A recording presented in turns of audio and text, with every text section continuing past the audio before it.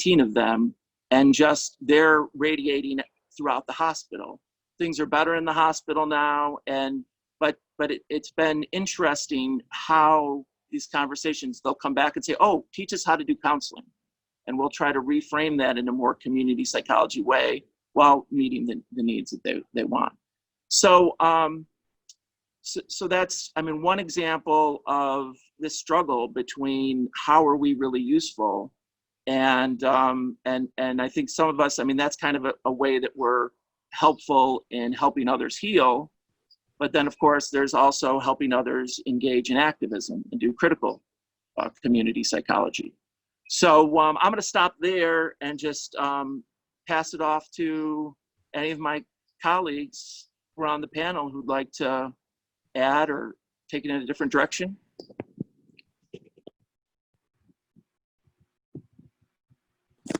I'll pass it to Judah. I was going to say, I'd love to hear from LaShawn, just because she's out on the streets. She's been such a leader recently, both as a community psychologist and community activist. So LaShawn, can you tell us just a little bit about like what the last week has been like, and do you see the role that you're playing out there as a community psychologist or just a resident and local yes, neighborhood member? This past week, the past week has been very busy, chaotic, and just a range of emotions. I see a number of different things happening all at once, and I also am factoring in the fact that we were in a pandemic when the other situation transpired. So what it seems like is there's this tipping point effect that is taking place.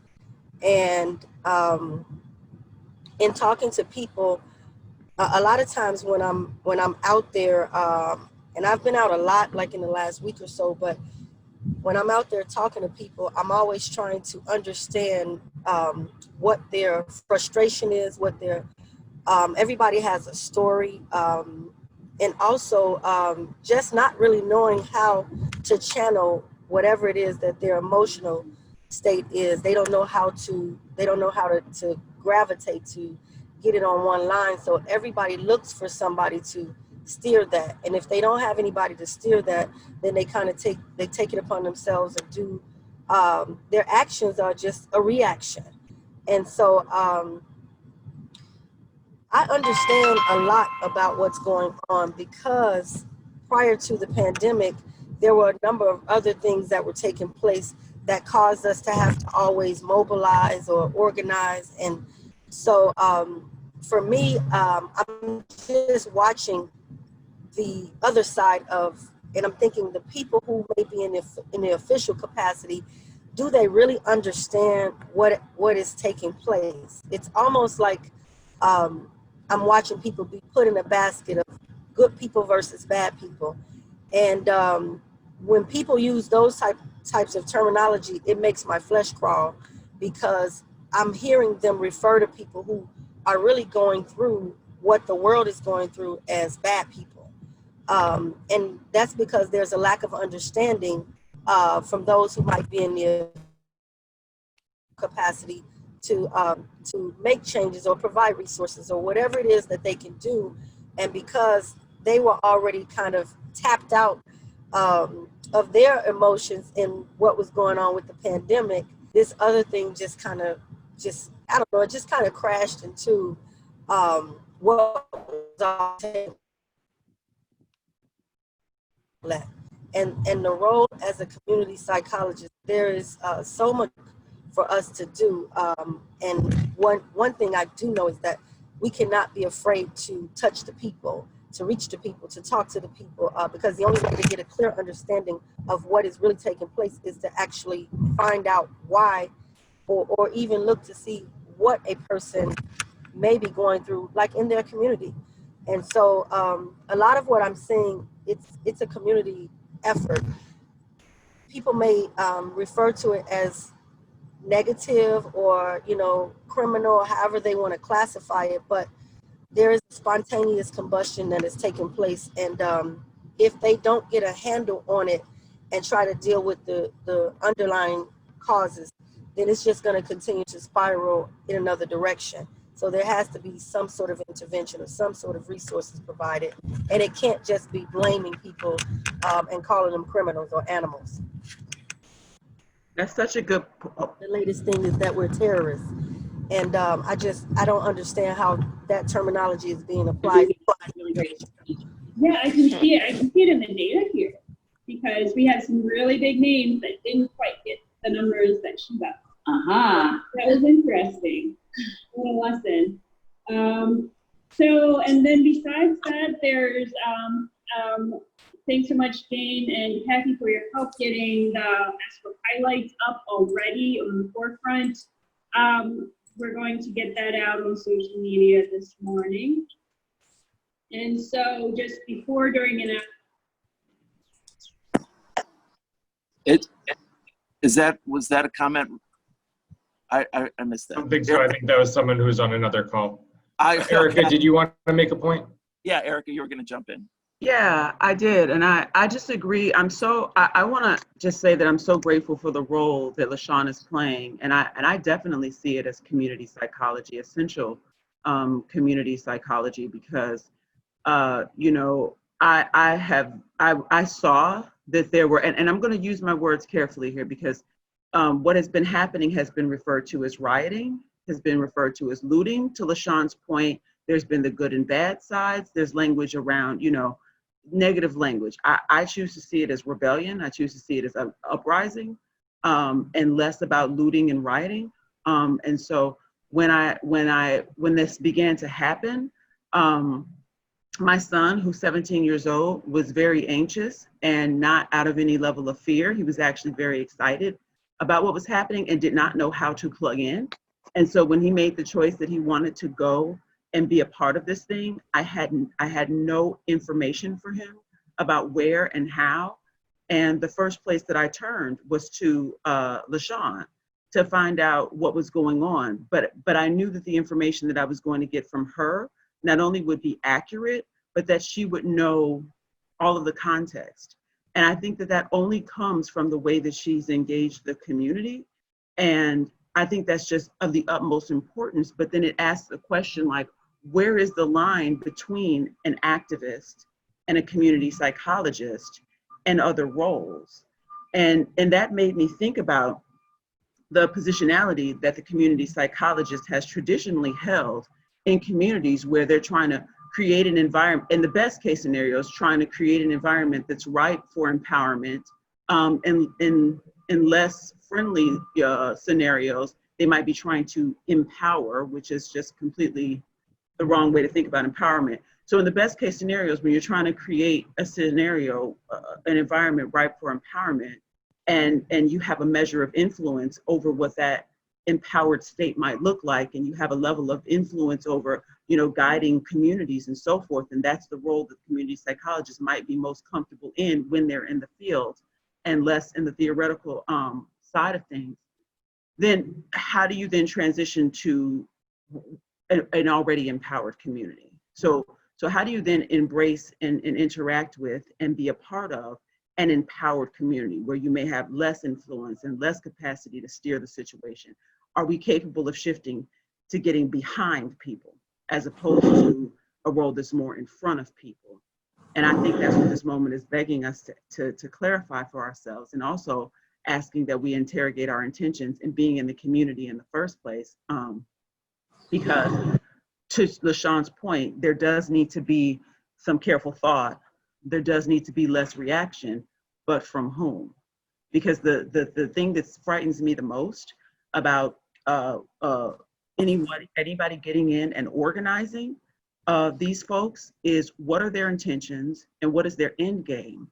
Because if you want to organize my people who have started an uprising into sitting back down, no thank you. But if you're there and your intention is to help get behind the intentions of a people who have had enough and have reached this tipping point, and you intend to get behind them as a community psychologist and use all of the organizing tools and skills to partner with folks on their terms, learn from and respect their leadership, and offer support and service, that's a very different scenario. So it's a fine line when we're thinking about our role as community psychologists in this particular space and what our intentions are there. Thank you, Ericka. Now, Vernita had a couple comments that she typed in. Vernita, do you want to just kind of unmute and say what you're thinking? Hi, Brad, and hi, everyone. I think I will just pause myself here for a minute while I learn more, because when I joined SCRA, community psychology sort of had this broad but not definite definition, and I'm seeing the incredible power that community psychology and community psychologists have in really helping to usher in, as Ericka so brilliantly put it, this uprising. I call it a movement, and I call it the civilizational transformation that we desperately need right now. And everyone's winning when we get this racism and all of this hate sorted out. We all win. We're not going to survive. And this pandemic shows us this little teeny tiny virus is knocking the greatest thinkers on this planet off their feet. We're a mess. You know, people, we can't even, I mean, I know myself, we don't even know what day it is. We're backwards and forwards from a tiny little virus that has flattened all of our garbage, all of our hate, all of our social constructs. I mean, come on. It's so clear to us that the only way we're going to get through this is to work together. And the reason why I agree with LaShawn and Ericka that, and everyone here that knows that the reason why this came up was because we weren't doing civilization right. And so now we're busted. Now it's all out in the open. And then here comes all of our ridiculous dirty laundry, and it's just thrown out there. And we have really got to mobilize every single human being on this earth, dogs, cats, chickens, birds, trees, I don't care. We got to get everybody in talking and getting our garbage out and our hate and our mad, anger and our egos. We're in that phase right now where there's finger pointing and all this nonsense. And if we stay with it, we're all going to get exhausted enough to then start telling the truth.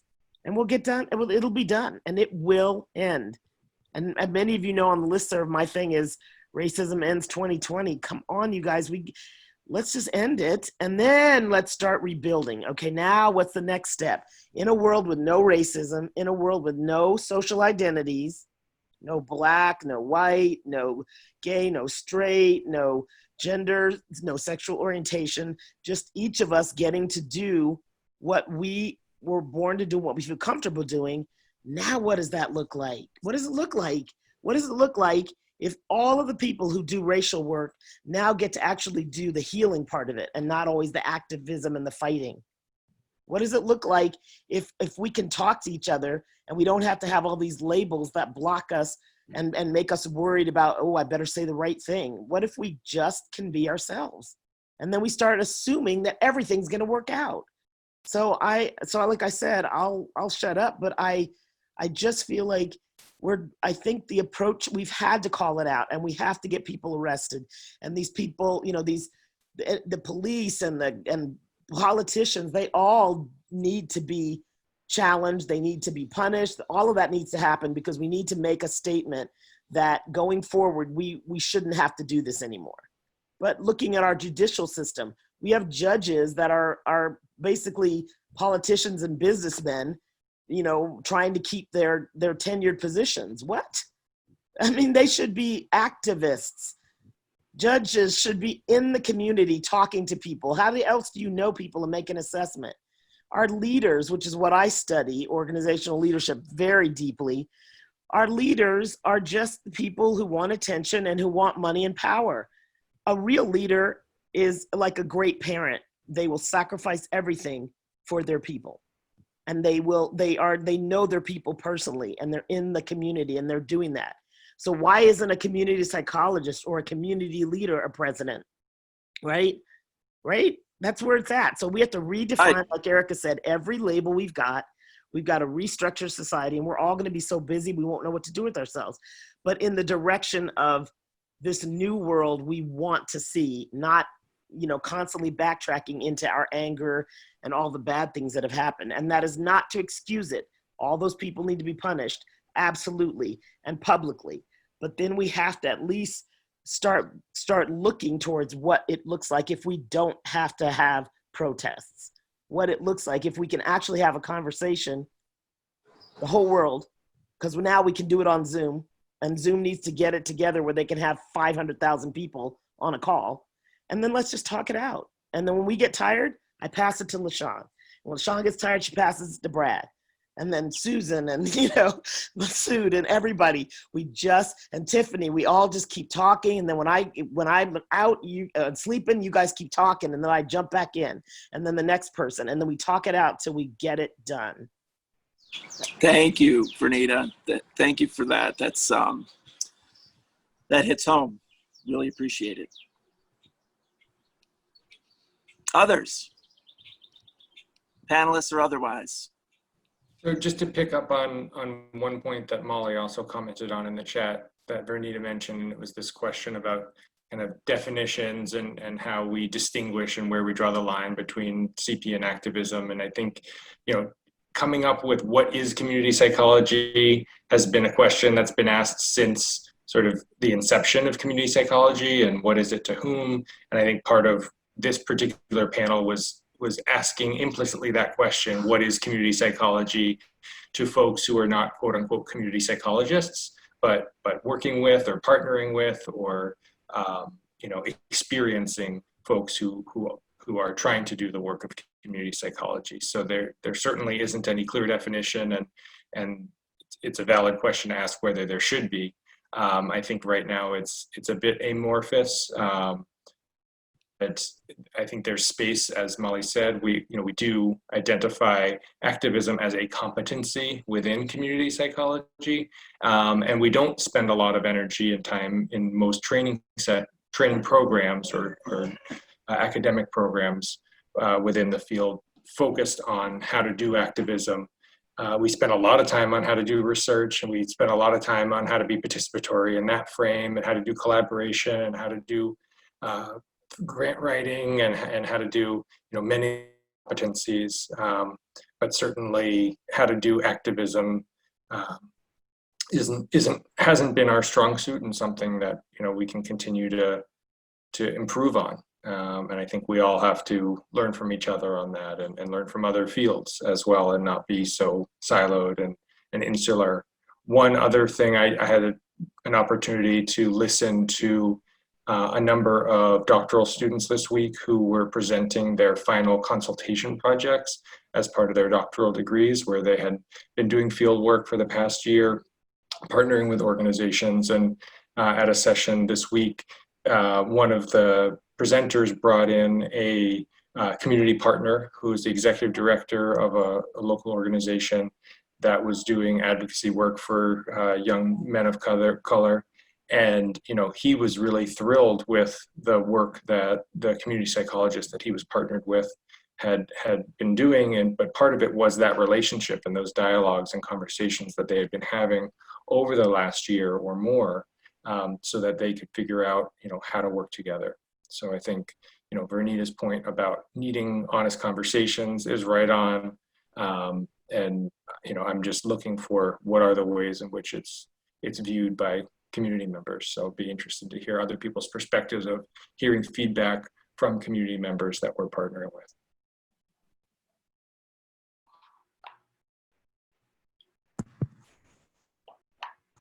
Any other comments? I mean, while we wait, I'd be interested to think more in this group too, as we think about the line, whether there should be one or not. I personally don't understand how, let me just say that. I would find it difficult to be effective community psychologist without also being an activist. But I don't know, I'd be curious to know how others feel about that role, particularly when we are taking an honest look about the field and the way we hope to define it.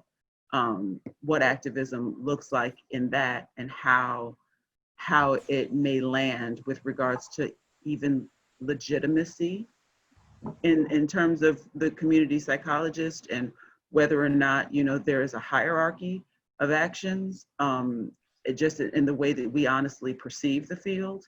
And if there was a hierarchy, should there be? And if there shouldn't be, what are some of the ways that we could, you know, embrace all parts of ourselves as community psychologists and begin to explore across the spectrum of what we have to offer. And so just thinking about Tiffeny Jimenez's work in that, she's raised that question quite a bit. And so, and trying to think through some of the ideas that she's put on the table, and understand that it'd be nice to learn more about how people are feeling about the work of this moment, whether or not we're in it, next to it, behind it, in front of it. Where's our position as community psychologists, and how is the role of the activist positioned within community psychology?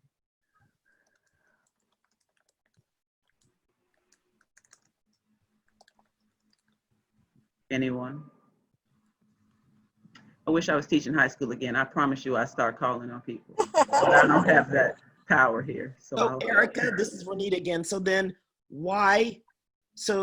is it the academic part of community psychology that people, like Judith said, sort of sit in and forget that community, the word community in the community psychology is the whole key, that it's creating community and bonding with community, and like right now, this should be, just from what I'm putting together, every community psychologist's dream, this uprising, this movement should be you guys' fantasy come true, you know, right?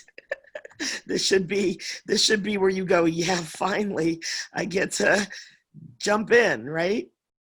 Unless the goal was actually a comfortable job and well, a settled position, because it should be the goal. It is the goal of what we propose who we are, but is it the goal of who we actually are? Well, I mean, and if, as long as we're in the business of asking hard questions in this moment, let's ask some of ourselves. Well, yeah, so maybe this is the time for every community psychologist in earshot and beyond to figure it out and decide, since now we see really how powerful it is, if it's really where you want to be, and if it's your game, and either that, or come clean and say, yeah, I'm just going to be a community psychologist for research. Come clean, which is not a problem.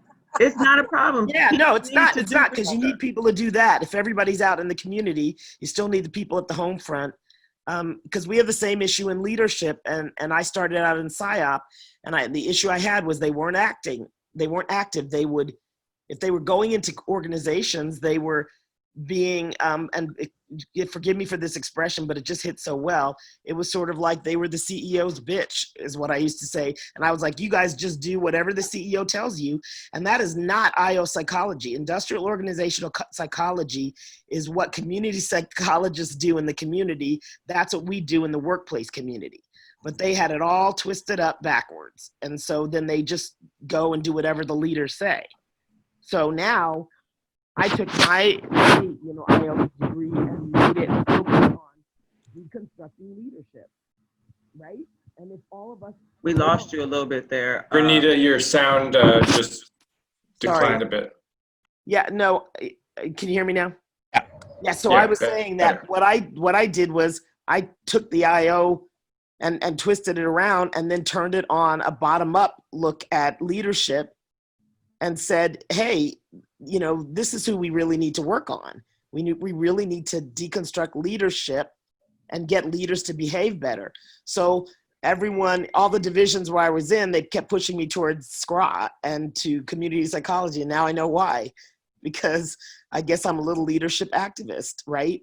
But that's where it happens. So now I'm excited to see what you guys are going to do as community psychologists to really embrace this, because if it's activism that's part of it, then that's going to change the world immediately. And thank you for all your work, all of you. Thank you, Renita.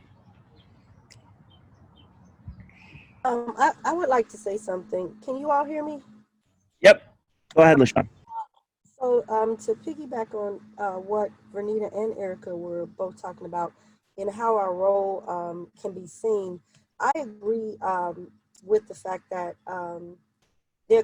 there's going to be a need for the role of a community psychologist in so many different capacities with what is even just transpiring in the world now.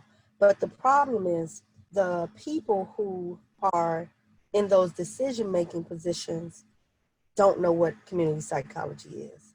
So what I'm saying is if it has to be applied on both sides to those who are part of the movement, the uprising that's taking place.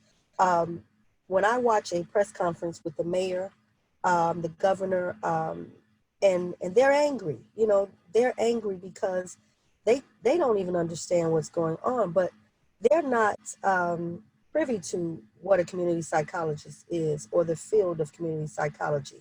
So if they are not privy to it, then we still have a presence that we have to push forward in so many other ways. And so whenever I watch these press conferences, I'm always interested to see where they're getting. I know there are medical professionals that are a part of this. There are a lot of mental health professionals, but there are no community psychologists that are tapped into these people who make decisions. And that's why they push a certain narrative out that they don't understand. They cause us to want to be viewed, and I say us because as a community psychologist, I'm still into the world of social justice. So whatever is being framed for those who are uprising or moving forward, whether it's whatever the world doesn't like, I'm a part of that. So I don't defend or denounce what has taken place in the last week. What I say is people don't understand, and when you don't understand something, you start pushing out fearful terminology that causes the police to be militarized when they approach us. I was just at I was just at a protest last night with some young people who were pushing to remove CPD out of CPS. And when I looked at the difference in the north side, we were on the south side, and I attend protests all over, so I'm everywhere. I don't know how I do it, but I'm everywhere, and I take my kids with me. And like Ericka said, my children, even though they were graduating last week, and that was supposed to be like a highlight of their life, 8th grade and 12th grade, they did not really even care about graduation. What they said was, we need to be out there. We want to be a part of history. And see, I've been taking my children out with me for years, but they're at the age now where they're kind of taking a more leadership type role in what they're doing. One wants to document by taking photos. The other is recording. I mean, they are very much aware of what's happening now. And I'm just so appreciative that all the years that they've been out with me, I used to think sometimes they were like, why is she making us come out here? But now it's more so like, we can't miss it. We want to be a part of it. And so when we were at the protest last night, we noticed that there's this strong presence of military combat gear and riot gear, and the police are, standing with their billy clubs in their hands. And I filmed a lot of it. But then you look at the protest they're showing on the other side, and they're like, it's so peaceful, it's so beautiful. And it's like, are you all serious? Are we not paying attention to what's really happening here? You all are policing people based on the color of their skin. And from a week ago up until now, just being out there, I see so much of a disparity between how we're looked at as Black people and how other protesters are looked at. And I noticed even in the media, when they push the narrative of what kind of protest it is, they always refer to certain things as peaceful, but they're looking for something negative to happen. And it makes me sick to my stomach when I think about how I saw them do this press conference. And they only refer to certain parts in certain communities in a very negative light, but they did not show what was happening everywhere. And that was partly my decision, and part of why I decided to go out in the midst of all the chaos and you know, the fires and all these things that were happening, because people were just really trying to zero in a negative way to say, this is what Black people are doing. This is what Black people are doing. And I'm thinking, are they insane? Have they not really watched what is taking place around the country? This is not just Black people, but for us to have a certain intimidation factor that's taking place. I don't understand how they could just do that and think that nobody's going to be offended by it or disgusted by it. People are frustrated. I mean, and they have a right to be frustrated. You know, when we look at all these different acts of violence against Black people that have taken place over the years, I feel like, you know, people have gotten given a pass over and over and over. And I just think right now we're just like at the breaking point. And so now that the world is waking up, maybe because, you know, some people have been, you know, locked down for so long, but it just seems like there's a certain narrative that hovers over Black people when it comes to how we demonstrate and how we protest and how we activate, and even in encouraging people to do this. That's why I'm such a fan of the young people that are moving forward. I think it's amazing. You know, listening to you say those things reminds me of, you know, in 2012, when I first joined the community psych program, there was a community psychology picnic that was supposed to happen, a potluck. And I was looking forward to it and very excited about it, but I didn't go because I was furious about Trayvon Martin. And it was the exact same day. And I thought, I can't go stand around these people. They're going to kick me out of the program if I have to sit there and talk to them in this moment. And here we are, all these years later, doing it again. And the powers that be, the leaders, seem very comfortable with taking these second order change moments and boiling them down to first order change actions. And that's unfortunate because it feels like we might be more comfortable, particularly when it comes to Black people, with first order change stuff. And I had to just Google that again to make sure I was getting the language right. And I saw that it said that the first order change is reversible and that the second order change is something much larger. And I think particularly when it comes to the rights and it's well beyond rights. When it comes to the position, I'll say, of Black people in this country, it's always these half measures. It's always these short steps. It's always these comfortable actions. Let's start a new hospital. Let's do this. And all those things are necessary and great. But when we're like, let's fundamentally change the power structures in this country so that there is some autonomy, control, so that there is primarily autonomy and control for Black people, for themselves, their own destiny, links to other people in a Pan-African context, back to the continent and beyond.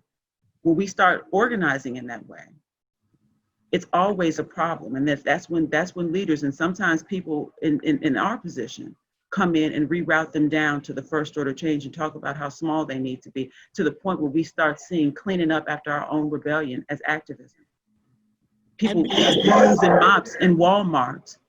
I just think that in this moment, it's very important for us to not clean up for Walmart, for us to not take a broom and a mop and clean up the plantation for our oppressor, but instead to imagine the world that we want through our own eyes.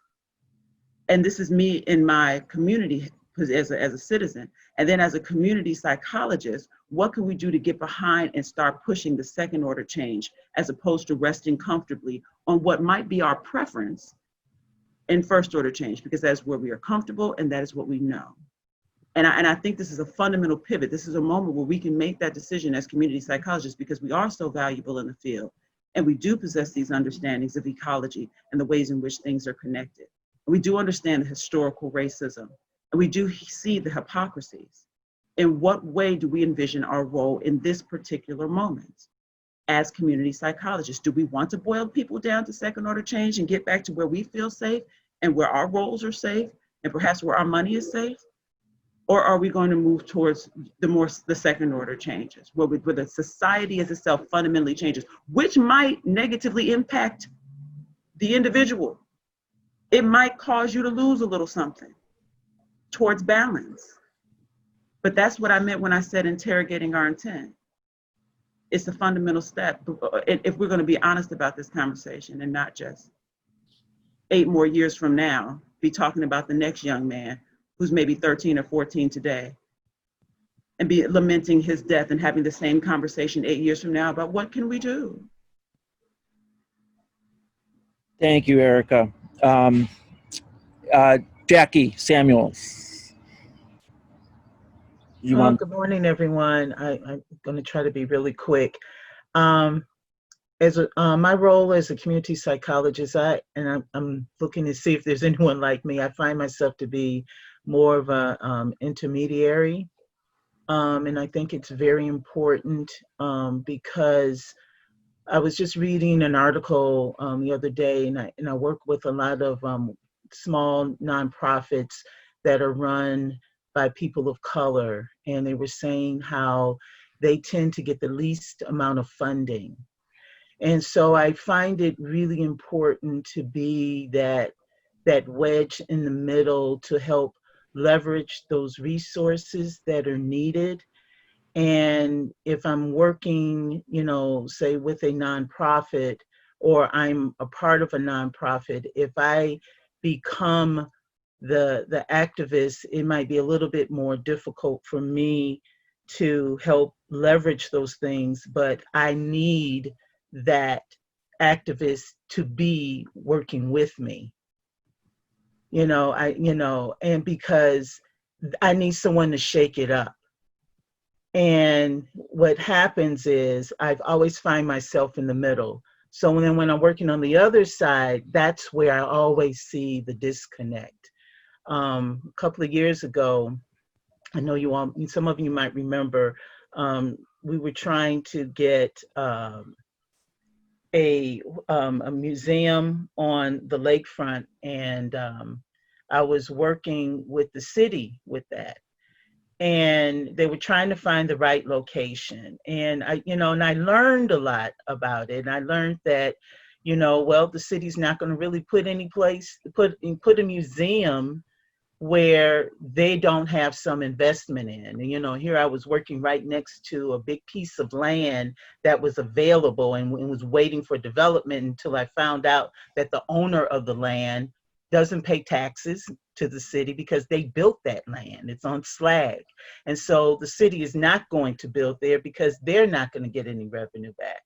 So I'm talking to them and I'm realizing that there's this disconnect between community because people wanted this space so that they could do their little barbecues for the Bears games and everything. And I told them, I'm like, you need to really kind of go out into the community and have a conversation with them and let them know what this great project is going to look like and what it's going to do for the city and how it really will be able to reduce some of the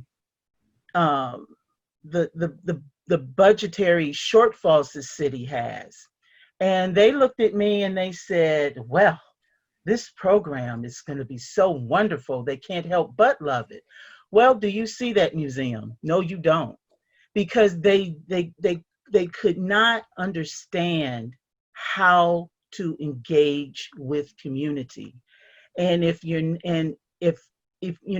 have to be at the table to try to persuade people to hear that public value and to understand that public value.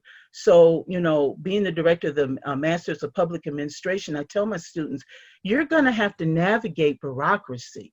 You're going to have to figure out how to do it.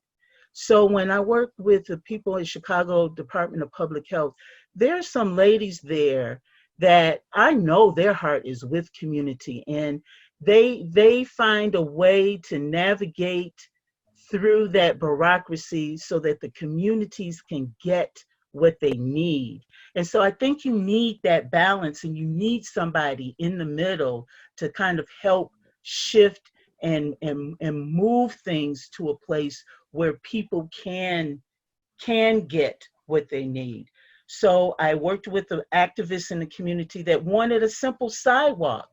And so they were spewing all of this hatred towards the alderman. I'm like, hey, let's calm down for a second. I'm going to go and I'm going to approach the alderman about it. When I did, the alderman got upset because they had this conflict, but he heard it coming from me and they got their sidewalk, and I was like, all of this anger, it's like, you've got to find some way in the middle to help balance the anger and try to get people to come together and have a conversation.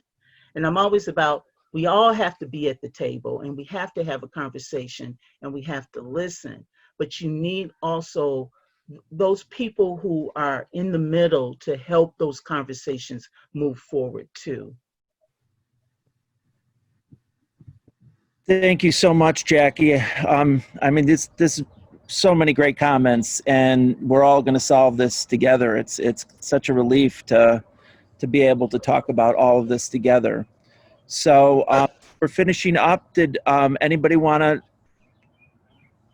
to?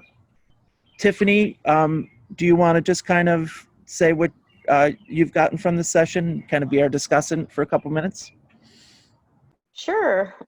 So it's really good to get this input. Actually, we're writing a paper now for the Global Journal of Community Psych Practice, just reflecting on our roles as community psychologists and how we make sense of that moving forward. And it's just really good to put all of that in context too and hear how everyone is seeing their different roles. And as we're creating new visuals or new definitions or new ways of thinking, it's just really valuable to get your input. And I wanted to share some of our visuals here, but we're running out of some time. So maybe if any of you would love to chat more about this topic, reach out. I would love to talk with any of you about our roles, how we think about it, conceptualizing it. It's not just us. I mean, we want to be in community in the design of this thinking about our future roles. But it's just such a moment right now. It is very exciting. And, I really love what Renita said about sort of the idea of passing the baton. We do need to work together. And Jackie's point about, being you're the intermediary, and that's kind of the space you occupy in your way. But connecting with the activist is needed, and the person that's collecting some data is needed, or the politicians, the judges, all the different folks that need to be engaged. So I don't know. It's an exciting time to grab a hold of, and I look forward to working with all of you. Thanks so much, everyone. Thanks for teeing this off, LaShawn, and thanks for all the work you're doing. No problem. Thank you all too. Thank you, LaShawn, and thank you for everyone who attended. Yeah, thank you.